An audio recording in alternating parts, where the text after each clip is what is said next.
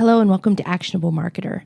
My name is Cree Edholm, and on this channel, I share free marketing tips for entrepreneurs, business owners, solopreneurs, side hustlers, or anybody looking to learn a little bit more about marketing.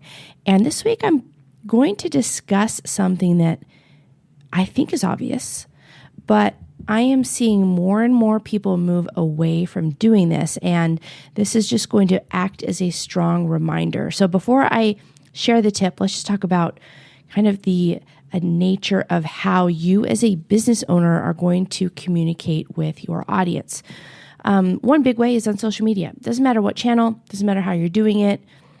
Everybody understands at this point that growing an audience on social media should be part of your marketing strategy. But here's the thing. If you think about platforms, and the two that come to mind right now that are a little volatile are TikTok and Twitter right now. Twitter is under new ownership. A lot of people are fleeing the platform. It's hard to say what's going to happen with that platform. I think that a lot of people are turned off by it by now. But either way, it kind of had a unique niche anyways. And then there's TikTok who knows what's going to happen. For a while, I think people thought that it was going to be banned in the US. Who knows if that's going to happen or not.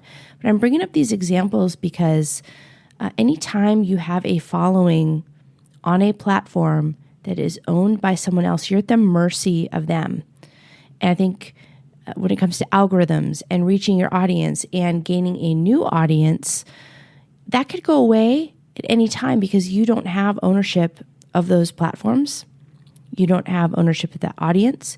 You have zero control over the content that is being put out to your audience, if they're seeing it or not.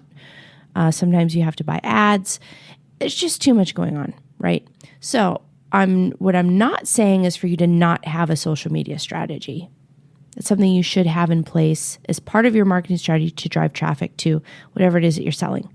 However, be prepared. If for some reason any of these platforms go away, they could go away overnight. I think we saw recently with Twitter, things declined very quickly over on that platform.